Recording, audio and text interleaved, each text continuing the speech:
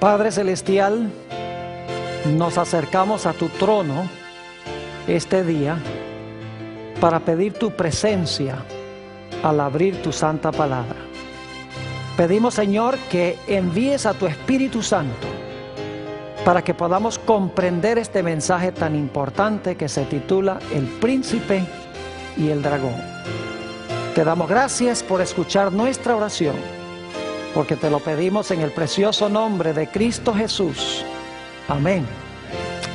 Nuevamente quiero saludar a todos los que han venido aquí para estudiar este tema tan importante, el príncipe y el dragón.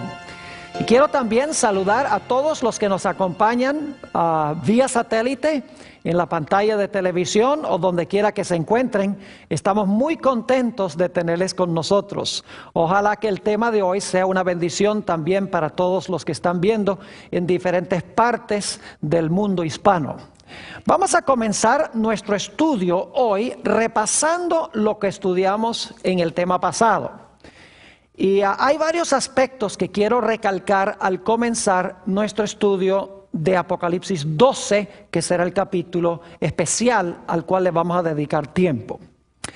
Daniel, el capítulo 2, tiene un sueño de Nabucodonosor. Y repasando, la cabeza de la imagen que vio Nabucodonosor era ¿de qué? De oro. El pecho y los brazos eran de plata. El vientre era de bronce. Las piernas estaban compuestas ¿de qué? De hierro. Y luego los pies estaban compuestos de una mezcla de hierro y de barro. 10 dedos con una mezcla de hierro y barro. Ahora, ¿qué representa la cabeza de oro? Babilonia. ¿Qué representa el pecho y los brazos de plata? Medo-Persia. ¿Qué representa el vientre de bronce? Grecia. ¿Qué representan las piernas de hierro? Roma. Y luego, ¿qué representan los pies de hierro mezclado con barro? Representan el hecho de que Roma se dividió en 10 reinos, los 10 dedos, y luego fue una Roma diferente, porque era una Roma que era una mezcla de iglesia y ¿qué? Y de Estado. El poder civil de Roma continuó, pero se le unió también el poder de la iglesia, una amalgama, por así decirlo, de iglesia y Estado. Quiero recalcar particularmente el cuarto reino. El cuarto reino son las piernas, no olviden eso. Las piernas representan a Roma. El cuarto reino es Roma. Ahora, el segundo punto que quiero recalcar es que el capítulo que vamos a estudiar hoy en realidad tiene como trasfondo ese versículo del cual hemos hablado mucho, Génesis el capítulo 3 y el versículo 15. Allí se presentan 4 puntos centrales. Dice en primer lugar que va a haber enemistad. En segundo lugar hay una serpiente. En tercer lugar hay una mujer.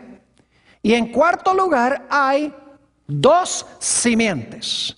Es decir, va a haber una guerra entre la serpiente y la mujer. Y entre la simiente de la serpiente y la simiente de la mujer. Pero luego dice que la guerra principal va a ser entre la simiente de la mujer y la serpiente. Porque dice que la simiente de la mujer iba a herir a la serpiente en la cabeza y la serpiente le iba a herir a la simiente de la mujer en el calcañar. Es decir, la guerra es entre la serpiente y la mujer y entre la serpiente y la simiente de la mujer. Es muy importante recordar eso porque eso está en el trasfondo del capítulo que vamos a estudiar hoy. El tercer punto que quiero recalcar al comenzar nuestro estudio es que la serpiente de Génesis 3:15 está involucrada en todas las etapas de Apocalipsis el capítulo 12. Algunas personas me dicen, Pastor Bor, lo que usted está estudiando esta noche tiene muy poco que ver con Génesis. La gente que dice esto ignora el hecho de que detrás de Apocalipsis 12 que vamos a estudiar hoy está el trasfondo de Génesis 3 y el versículo 15. En otras palabras, vamos a encontrar que en Apocalipsis 12 hay 3 etapas. La primera etapa es la guerra de la serpiente o del dragón contra el niño que va a tener una mujer. Esa es la primera etapa. La segunda etapa, cuando el niño ya se le escapa a la serpiente no es capaz de matarlo, entonces dice que la serpiente o el dragón se lanza en contra de la mujer que trajo al mundo al niño varón. Y luego finalmente la tercera etapa es cuando el dragón se lanza contra la simiente de la mujer. Es decir, el remanente final que va a vivir en el mundo va a ser atacado por el dragón o por la serpiente. Vamos a encontrar en nuestro estudio que en cada una de las 3 etapas es la serpiente o el dragón que quiere matar al niño, que quiere acabar con la mujer y que quiere acabar con el remanente final. Por eso tenemos que conectar esto con Génesis 3:15, porque en Génesis 3:15 la batalla es en contra de la simiente de la mujer y es en contra también de la mujer. Es decir, el trasfondo de Apocalipsis 12 es Génesis, el capítulo 3 y el versículo 15. Porque la serpiente o el dragón está guerreando en contra de la simiente de la mujer, en contra de la mujer y en contra de la simiente final de la simiente de la mujer. Ahora quiero que vayamos a Apocalipsis 12 y el versículo 1 al 5. Vamos a leer estos versículos para que los tengamos en mente y luego entonces vamos a interpretar su significado. Apocalipsis 12 y el versículo 1 al 5. Dice: apareció en el cielo una gran señal, una mujer vestida del sol, con la luna debajo de sus pies, y sobre su cabeza una corona de 12 estrellas. Imagínense esta mujer, dice que está vestida del sol, la luna debajo de los pies, y la cabeza tiene una corona que tiene 12 estrellas. Versículo 2. Y estando encinta, es decir, estaba embarazada, clamaba con dolores de parto en la angustia del alumbramiento. Es decir, el bebé todavía no ha nacido cuando Juan ve a esta mujer. Versículo 3. También apareció otra señal en el cielo. He aquí un gran dragón escarlata, que tenía 7 cabezas y 10 cuernos, y en sus cabezas 7 diademas. Y su cola arrastraba la tercera parte de las estrellas del cielo y las arrojó sobre la tierra. Y el dragón se paró frente a la mujer que estaba para dar a luz, a fin de devorar a su hijo tan pronto como naciese. Y ella dio a luz un hijo varón, que regirá con vara de hierro a todas las naciones, y su hijo fue arrebatado para Dios y para su trono. Interesante. Una mujer, un dragón que se identifica como la serpiente antigua, un dragón que quiere acabar con la simiente de la mujer. Ahora, para entender este panorama tan exótico, necesitamos regresar a una historia que encontramos en el Antiguo Testamento, que está en el trasfondo de Apocalipsis 12. No solamente Génesis 3:15 está en el fondo de Apocalipsis 12, sino que también la historia de Moisés en Egipto, antes de sacar a Israel de Egipto, está en el trasfondo de esta historia.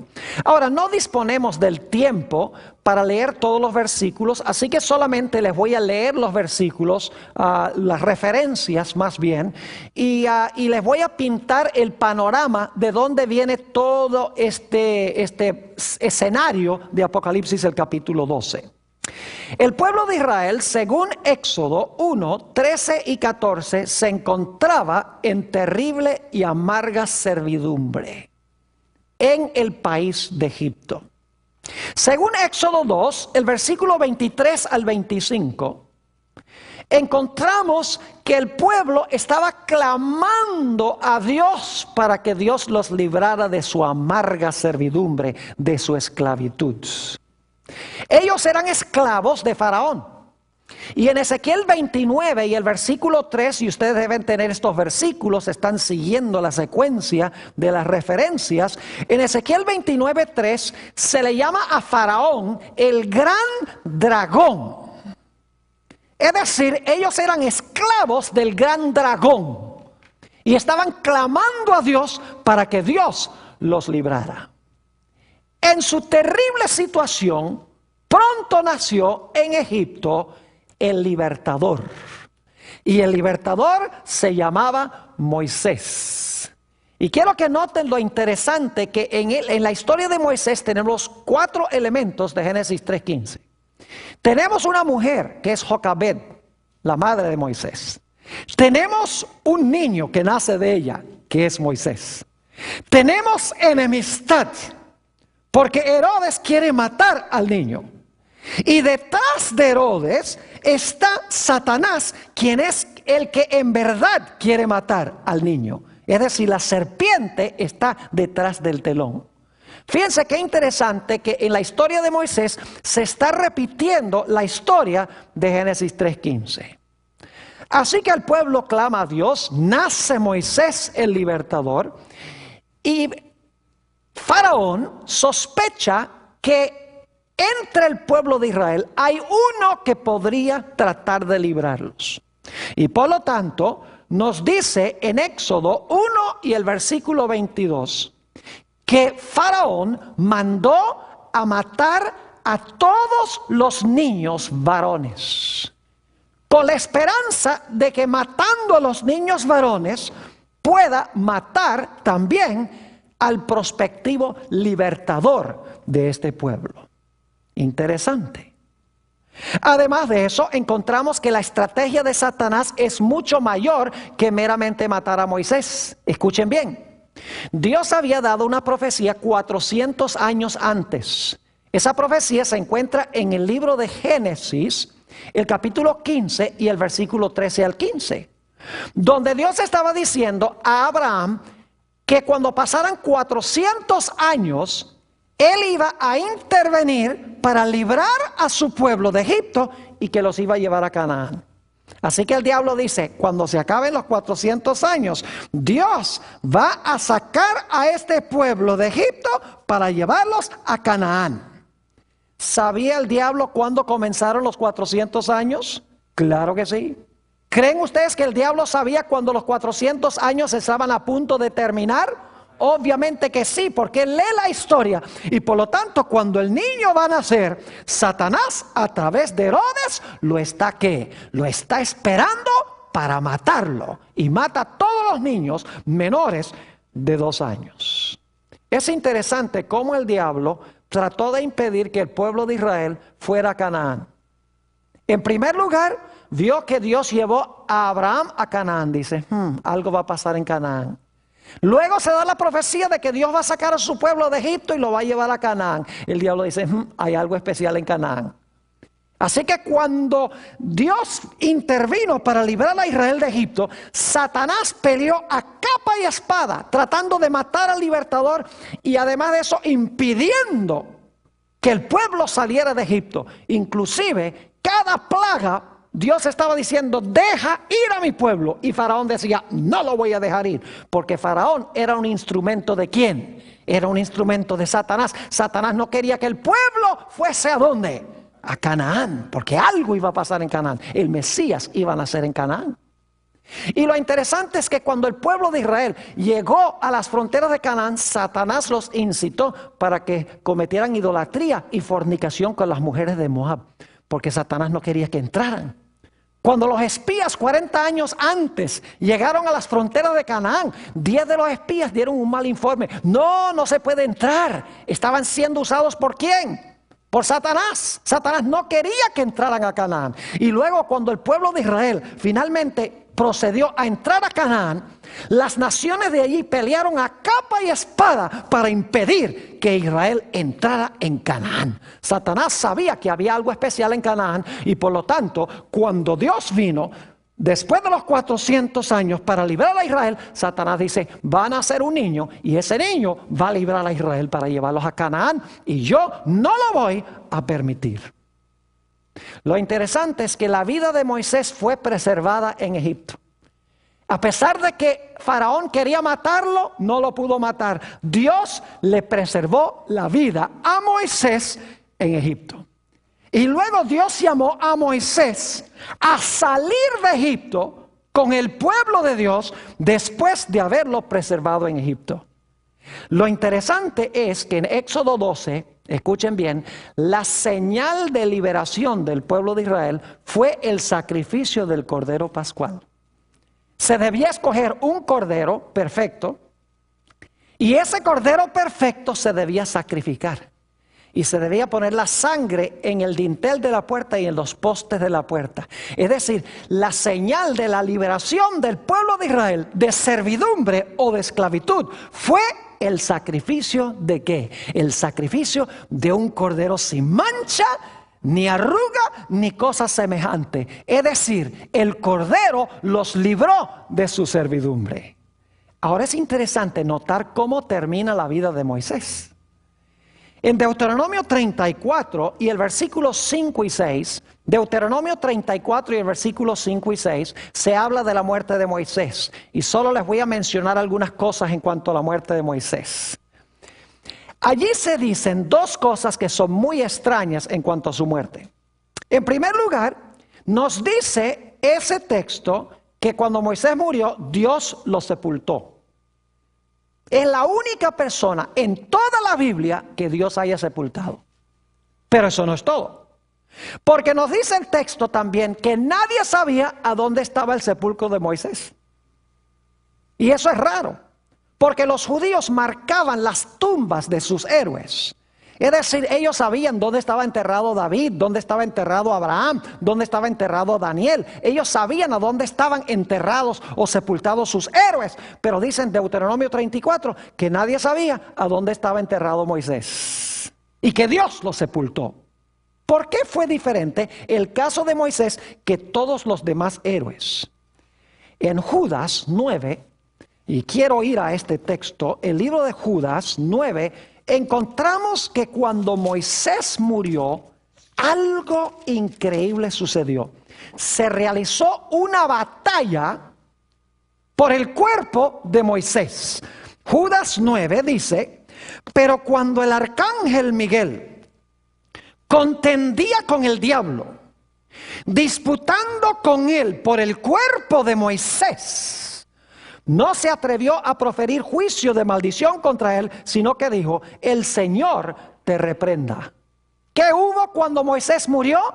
Hubo una batalla entre Miguel el arcángel y ¿quién? Y Satanás. Y estaban peleando ¿por qué? Por el cuerpo de Moisés. ¿Ustedes creen que Dios pelea por cuerpos muertos? ¿A qué había venido Miguel el arcángel? Miguel el arcángel había venido a resucitar a Moisés. Y ustedes dicen, pero pastor Borg, ¿cómo es que vino a resucitar a Moisés el arcángel Miguel?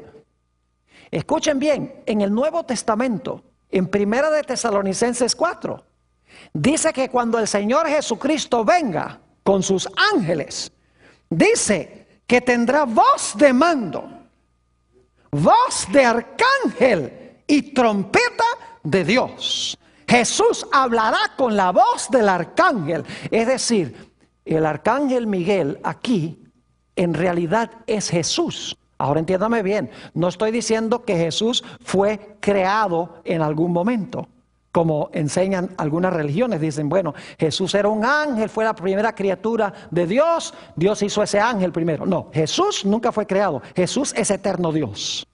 Pero la Biblia aquí lo llama el arcángel Miguel. Y en el Antiguo Testamento también se le llama el ángel de Jehová. No tengo tiempo de entrar a todos los versículos, pero en el Antiguo Testamento el ángel de Jehová es Dios en varios pasajes. Es decir, había venido Cristo Jesús y se estaba disputando el cuerpo de Moisés. Y alguno dice, ¿cómo sabe usted, pastor, porque Moisés resucitó? ¿Saben por qué? Porque aproximadamente unos 1400 años más tarde, en Mateo 17 y el versículo 3, cuando Jesús está en el monte de la transfiguración, dice la Biblia que Moisés y Elías vinieron para hablar con Jesús.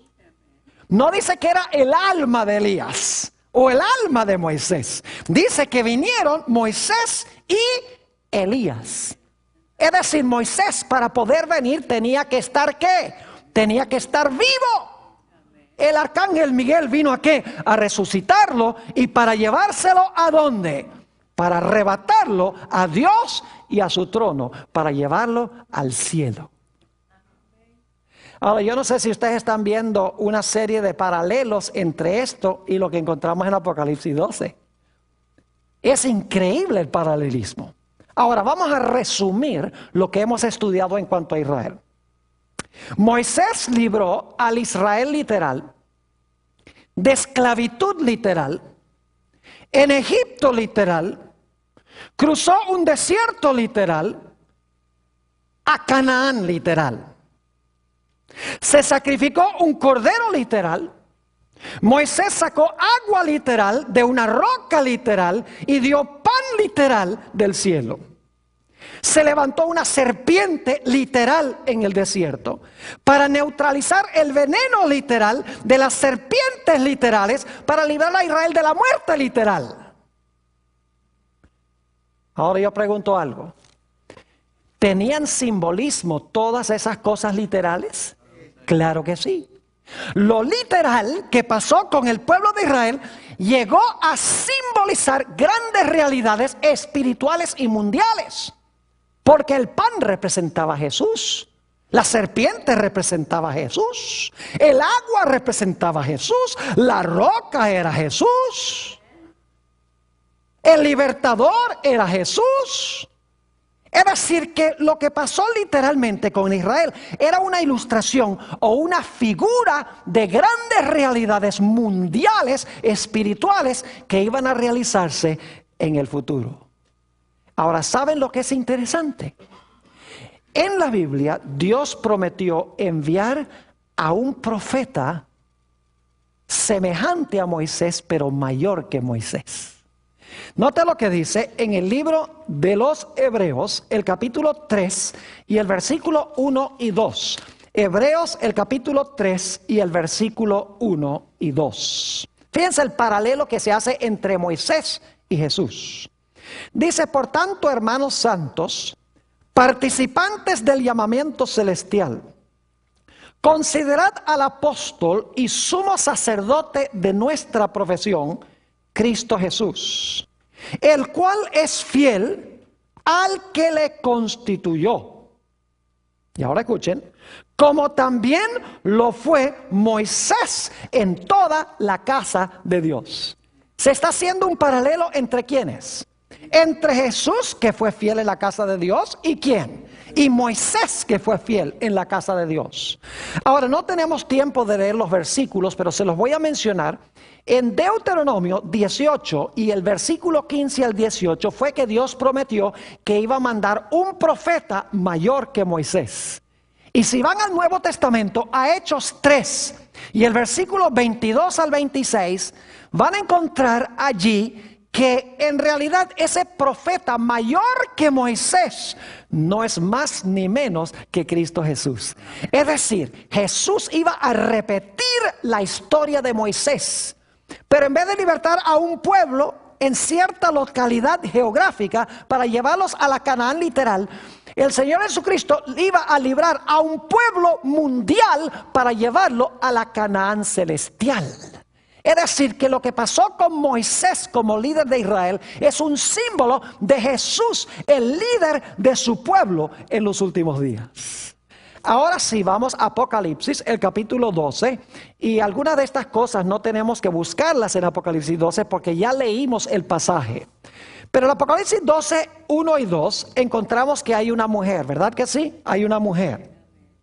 Ahora, quiero que noten lo que representa esta mujer, porque estamos hablando de símbolos. El diablo no es un dragón con 7 cabezas, ni tampoco es rojo. Son símbolos, es decir, representan algo más allá de lo literal. Así que esta mujer debe representar algo.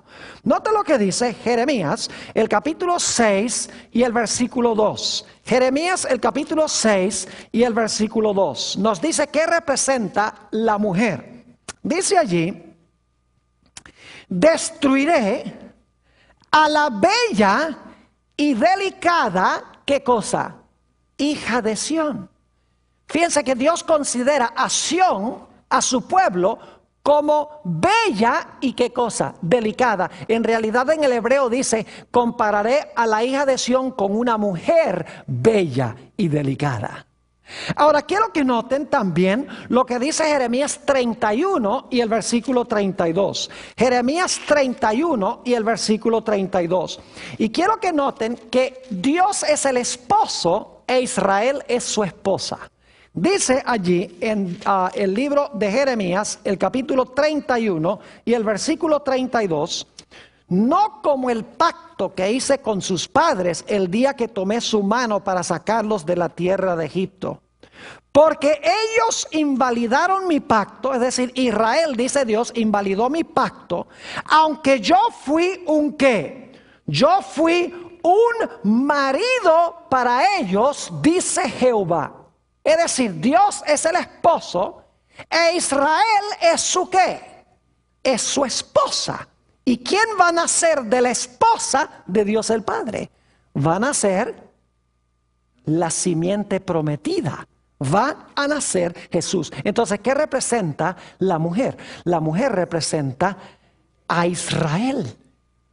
Pero representa más que Israel. Porque la iglesia del Nuevo Testamento también es simbolizada por una mujer. En Efesios 5, versículo 25, el apóstol San Pablo dice: maridos, amad a vuestras mujeres, así como Cristo amó a la iglesia. Es decir, que en la Biblia esta mujer representa la iglesia de Dios en el Antiguo y en el Nuevo Testamento.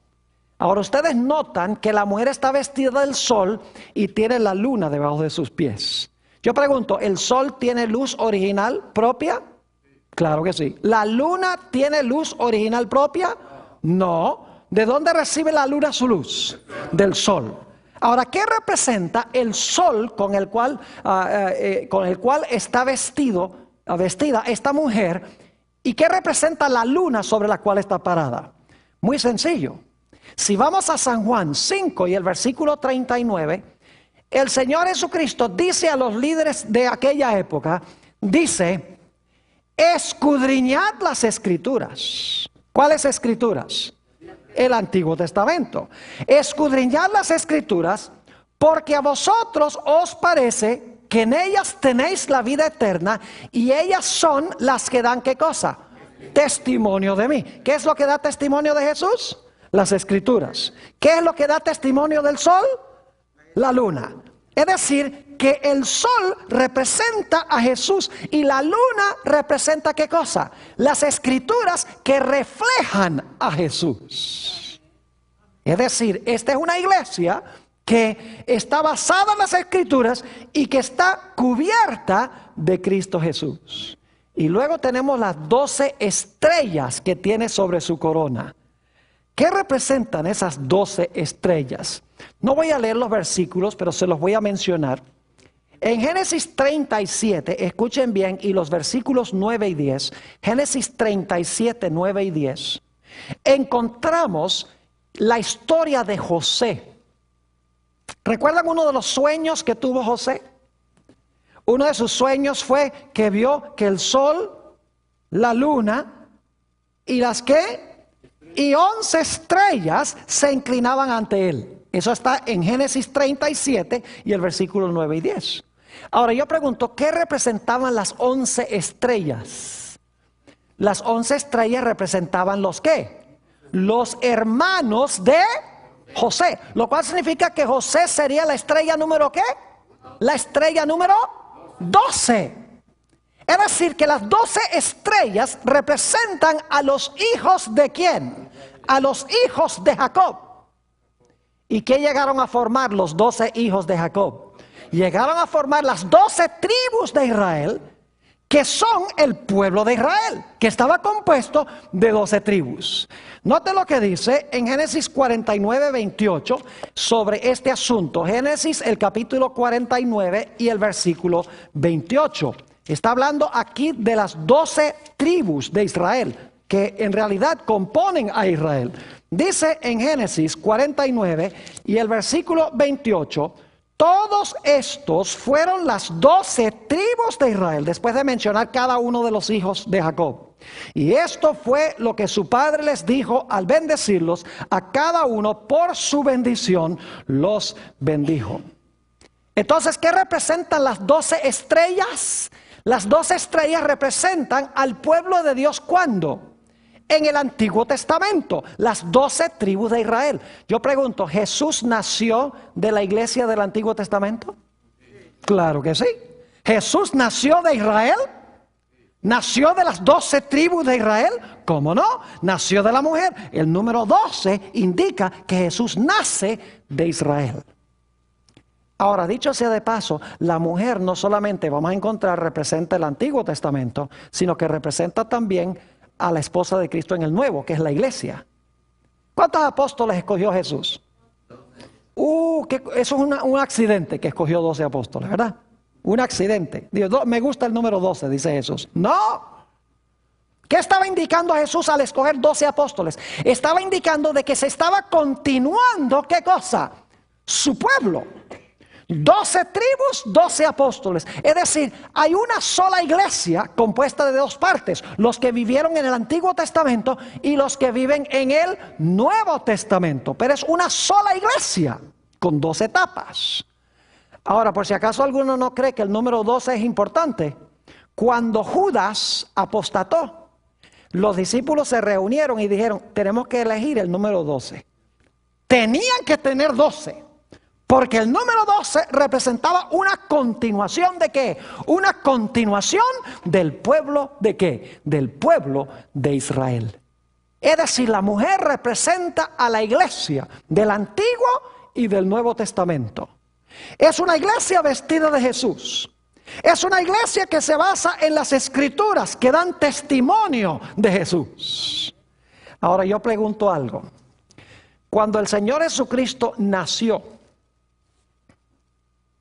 ¿alguien lo estaba esperando? Los judíos lo estaban esperando, ¿verdad? No. Porque dice claramente en San Juan 1:11, a los suyos vino y los suyos no le recibieron. Pero ¿quién lo estaba esperando? Lo estaba esperando Satanás. Ahora escuchen lo que les voy a decir, no pierdan este punto. ¿Qué imperio estaba gobernando cuando nació Jesús? Estaba gobernando Roma. ¿Cuál de los imperios de Daniel 2 es ese? El segundo, el primero, el tercero, el cuarto, ¿cuál es? El cuarto reino. Es decir, Jesús nació durante el periodo de las piernas ¿de qué? De las piernas de hierro. No olviden eso, porque más adelante vamos a estudiar la profecía de Daniel 7 y vamos a encontrar 4 bestias y la cuarta bestia también es Roma. Es decir, Jesús nació durante el periodo ¿del qué? Del imperio romano, durante el periodo de del cuarto reino de Daniel, el capítulo 2. Ahora Jesús, cuando nació, dice en Apocalipsis 12, como leímos el versículo 3, que Juan ve a un dragón bermejo. Y el dragón bermejo se para al lado de la mujer, ¿para qué? Para devorar a su hijo cuando el hijo nazca. ¿Pueden ustedes ver a Génesis 3:15 ahí? Claro que sí. Porque en Génesis 3:15 dice que la serpiente iba a estar enojado con la simiente de la mujer. Y ahora nace Jesús, la simiente de la mujer, y el dragón, que se le llama en Apocalipsis 12:9, la serpiente antigua, el diablo y Satanás, porque quiere conectar con Génesis 3:15. Dice que se para al lado de la mujer para devorar al niño cuando el niño nazca. ¿Quién sabía que Jesús iba a nacer? Satanás. Y Satanás dice, lo voy a matar. Pero yo pregunto, ¿Satanás procuró matarlo directamente? No. ¿Recuerdan que en el Antiguo Testamento Faraón se llamaba el gran dragón? Ezequiel 29:3, el gran dragón. Había un gran dragón esperando a Jesús también. Claro, era Satanás. Pero ¿qué usó Satanás para tratar de matar a Jesús? Note lo que dice Mateo, el capítulo 2 y el versículo 16. San Mateo, el capítulo 2 y el versículo 16. Al igual que en el Antiguo Testamento, Satanás obró a través de Faraón. En el Nuevo Testamento trata de matar a Jesús a través de ¿quién? A través de Herodes, a través de su simiente. Note lo que dice Mateo, el capítulo 2.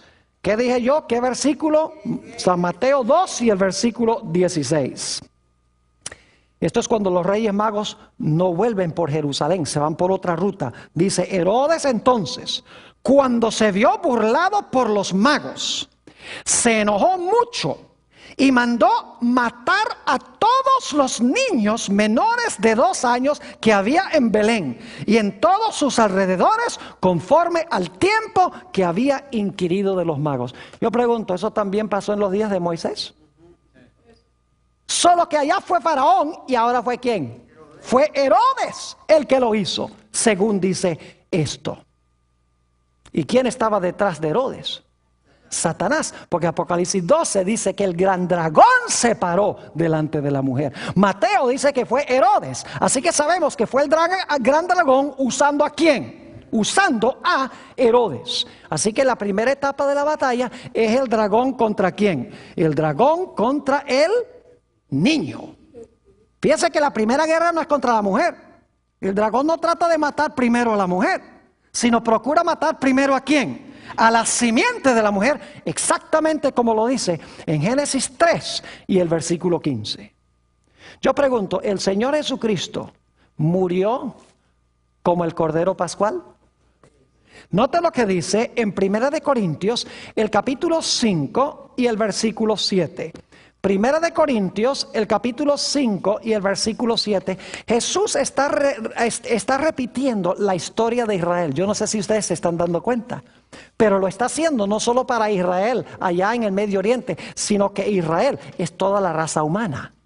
Ahora fíjense lo que dice 1 de Corintios, el capítulo 5 y el versículo 7. Aquí el apóstol Pablo está recordando la experiencia de la liberación de Egipto. Dice aquí: limpiaos pues de la vieja levadura, para que seáis nueva masa. Dicho sea de paso, también comieron panes sin levadura allá en el Éxodo.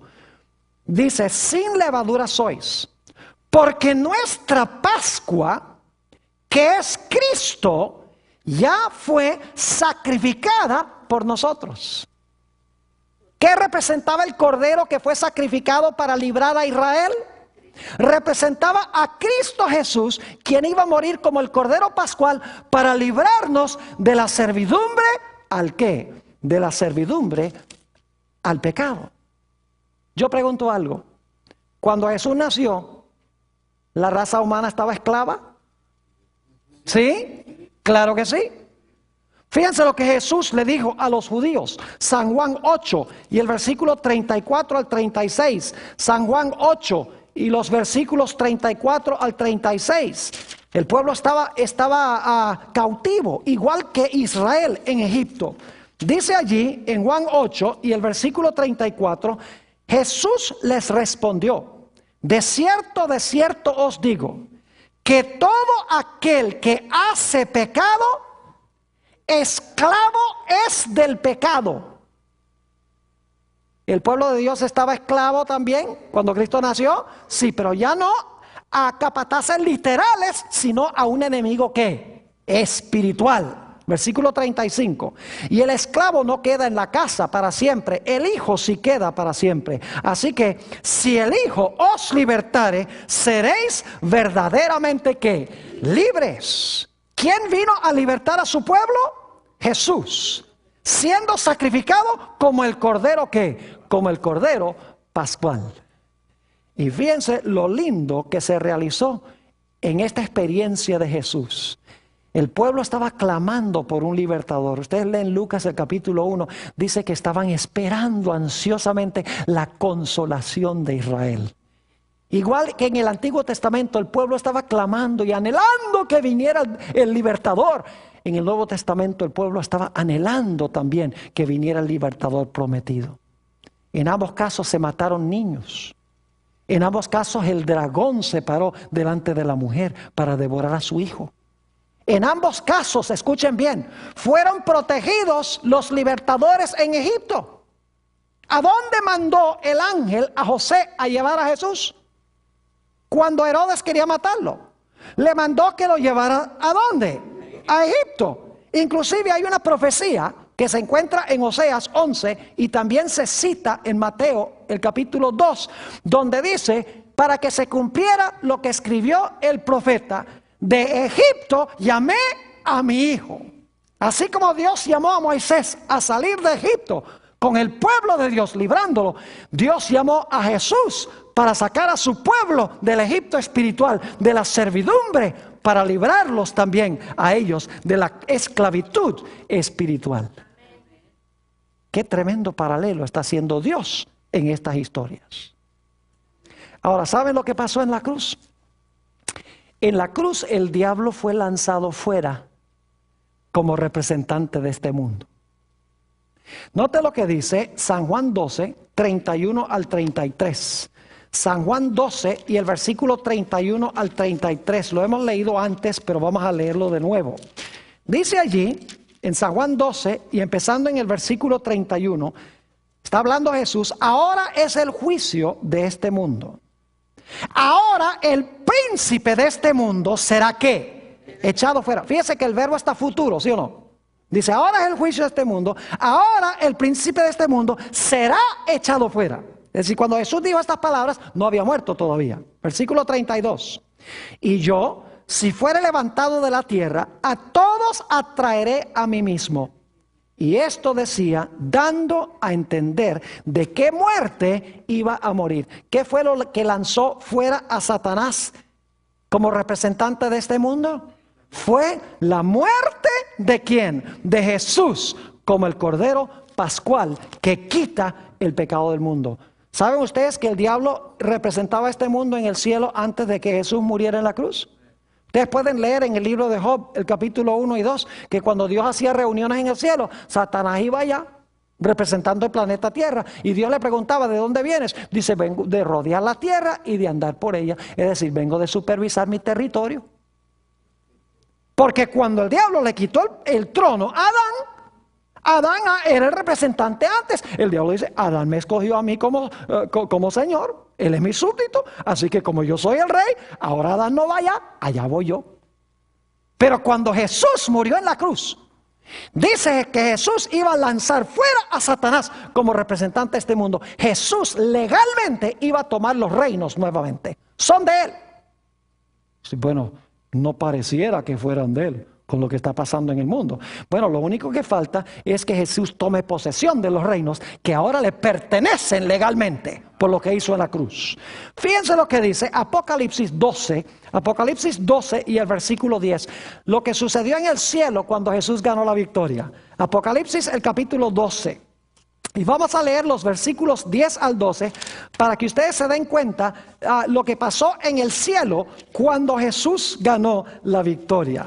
Dice aquí, entonces oí una gran voz en el cielo que decía, ahora ha venido la salvación, el poder y el reino de nuestro Dios y la autoridad de su Cristo, porque ha sido lanzado fuera. Fíjense que ahora el verbo está pasado, ¿verdad? Porque Juan está escribiendo mucho después de la muerte de Jesús. Dice, porque ha sido lanzado fuera el acusador de nuestros hermanos, el que los acusaba delante de nuestro Dios día y noche, como Satanás hizo con Job en el Antiguo Testamento. Versículo 11.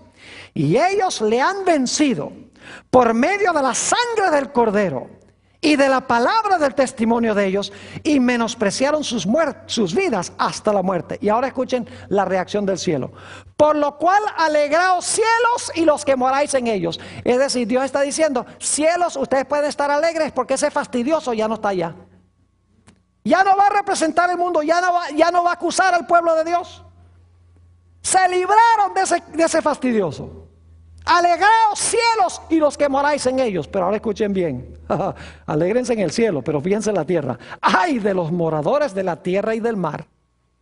Porque el diablo ha descendido a vosotros con gran ira, sabiendo que tiene poco tiempo. ¿Qué le ha dado Jesús a Satanás en la cabeza? Le ha dado un golpe mortal. Es un león herido. Y los leones heridos son más peligrosos que los leones sanos. Es decir, Satanás sabe que tiene poco tiempo porque está herido de muerte, porque Jesús le quitó el reino, porque Cristo lo lanzó fuera como representante de este mundo. Se le escapó, en otras palabras, Jesús de las manos de Satanás. Por eso dice en Apocalipsis 12, si van conmigo allí, Apocalipsis 12 y el versículo 5 nos dice algo muy significativo.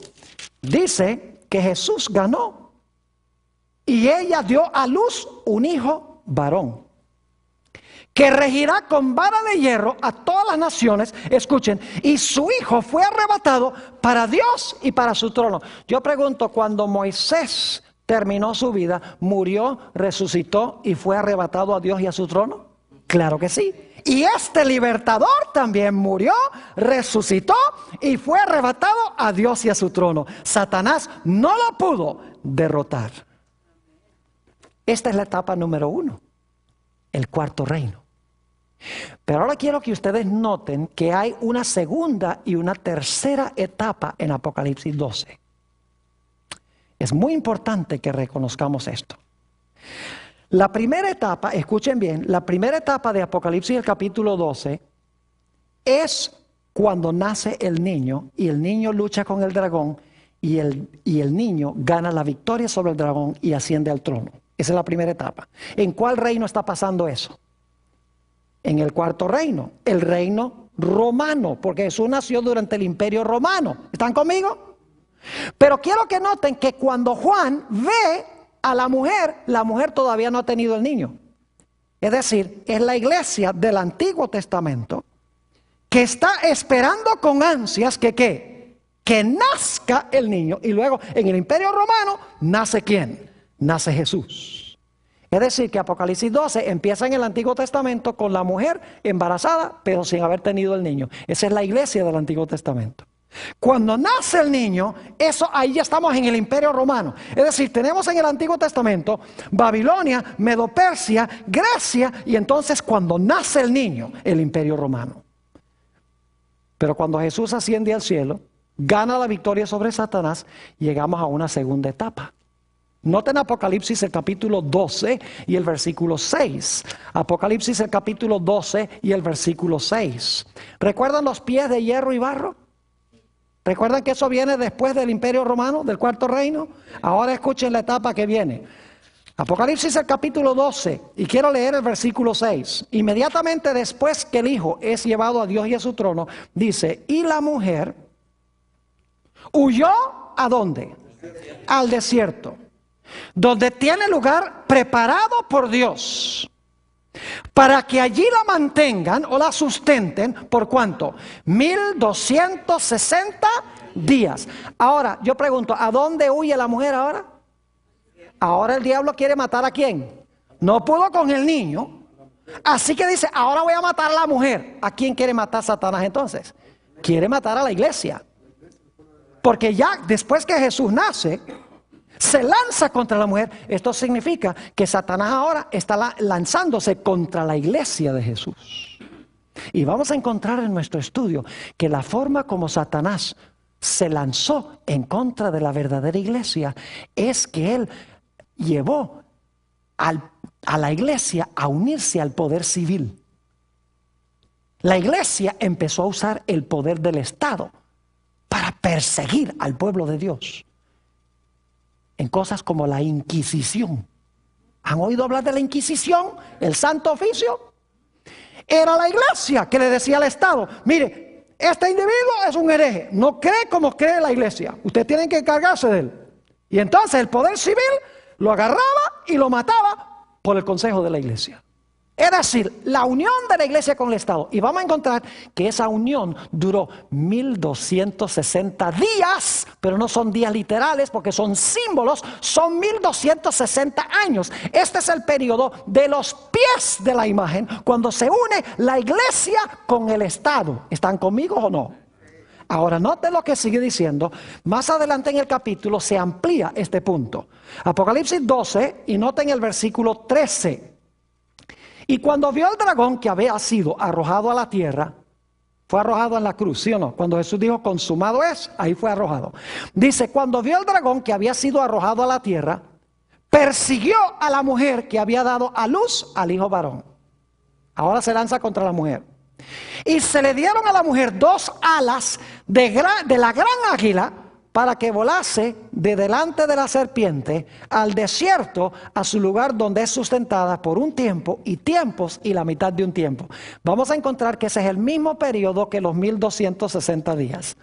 Un tiempo es un año, tiempos 2 años y medio tiempo, medio año. Son 3 años y medio.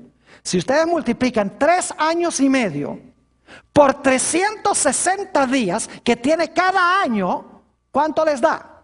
3 y medio por 360 días que tiene cada año, si usted lo multiplica, le da 1260 días, pero los días son ¿qué? Los días son años. Y luego note lo que dice en el versículo 15. Y la serpiente arrojó de su boca tras la mujer agua como un río. Y las aguas representan sus muchedumbres, sus gentes, para que fuese arrastrada por el río. Es decir, quiere ahora ahogar ¿a quién? Quiere ahogar a la mujer. ¿Y por cuánto tiempo está tratando de ahogar a la mujer? Por 1260 años. ¿Y cómo lo hace? Mezclando el hierro ¿con qué? Con el barro. La iglesia con el Estado. ¿Tiene esta profecía algo que ver con Daniel 2? Claro, porque Cristo nace en el cuarto imperio, que es el imperio de las piernas de hierro. Es decir, en Apocalipsis 12 estamos en el momento de las piernas de hierro. Y luego los 1260 años es el periodo después de las piernas. Sigue Roma. Es el mismo dragón, la misma serpiente que persigue a la mujer. ¿Es así o no es así? Claro que sí. Pero ahora no es el imperio romano que persiguió al niño, sino que es el imperio romano ¿qué? Dividido, mezclando la iglesia ¿con qué? La iglesia con el Estado. Y luego dice aquí que la tierra ayudó a la mujer. En el versículo 16 dice que la tierra ayudó a la mujer. Esto lo vamos a estudiar más adelante en nuestra serie. Es decir, al final de los 1260 años, cuando la mujer iba a ser ahogada, la tierra vino al rescate y dice que la tierra secó las aguas de persecución. Es decir, por un tiempo la persecución cesa. Debe ser entonces que la iglesia y el Estado son separados de nuevo. Porque es la unión del hierro y el barro lo que trae persecución. Pero debe ser ahora que se separan los dos. Y todo esto lo vamos a estudiar en temas subsiguientes, cuando estudiemos Daniel 7 y Apocalipsis 13. Es decir, que por un tiempo cesa la persecución. Porque la iglesia y el Estado ya no están unidos. Recuerden que les mencioné que en los pies hay 2 etapas. Hay una etapa que fueron los 1260 años. Y luego está la segunda etapa después de un periodo de paz. Un periodo cuando la iglesia no es perseguida. Nuevamente se va a unir la iglesia con el Estado para perseguir. En Apocalipsis 13 se explica esto como una bestia que gobierna 42 meses y luego dice recibe una herida mortal, por un tiempo no persigue y luego entonces dice que su herida mortal es sanada y luego entonces otra vez persigue. ¿Están conmigo o no están conmigo? Ahora falta la última etapa, porque Apocalipsis 12 tiene 3 etapas, contra el niño, contra la mujer y la última etapa está en el versículo 17. Es contra la simiente de la simiente. La simiente de la mujer es Jesús, ¿verdad que sí? Pero este ataque va a ser contra la simiente de la simiente, es decir, contra la simiente de Jesús. Note lo que dice Apocalipsis el capítulo 12 y el versículo 17. Un versículo que vamos a estudiar mucho más detenidamente en el transcurso de este seminario. Dice, entonces el dragón se llenó de ira contra la mujer. ¿quién es el que está siempre detrás de la persecución? La serpiente antigua, el dragón. Génesis 3:15. El trasfondo de esto es la serpiente. Génesis 3:15. Entonces el dragón se llenó de ira contra la mujer y se fue a hacer guerra contra el resto, o como dicen algunas versiones, contra el remanente de la descendencia. Una mejor traducción sería de la simiente de ella. Y fíjense las características que tiene la simiente final, el remanente final. Dice, los que guardan los 9 mandamientos de Dios. Oh, gracias. Guardan los mandamientos de Dios y tienen, ¿qué cosa? Y tienen el testimonio de Jesucristo. Eso lo vamos a estudiar con detenimiento. El diablo odia a los que guardan los mandamientos de Dios y tienen el testimonio de Jesucristo. Es la iglesia remanente final que Satanás odia. Un triple ataque contra el niño, contra la mujer y contra el remanente final de Jesús que va a vivir en esta tierra. Ahora vamos rápidamente a Gálatas 3:16 y luego vamos a leer el versículo 29. Nuestros últimos 2 textos, Gálatas 3:16, lo hemos leído antes. Dice que Jesús es la simiente. Ahora bien, a Abraham fueron hechas las promesas y a su simiente. No dice a las simientes como si hablase de muchos, sino como de uno, y a tu simiente, la cual es Cristo. ¿Quién es la simiente? Jesús. Y yo pregunto, ¿quién es la simiente de la simiente? Nosotros, los que recibimos a Jesús. Noten el versículo 29. Si vosotros sois de Cristo, ciertamente simiente de Abraham sois y herederos según la promesa. Es decir, el ataque final de Satanás va a ser contra la simiente que se ha unido con Jesús. La simiente de la simiente. Los que guardan los mandamientos de Dios y tienen el testimonio de Jesús.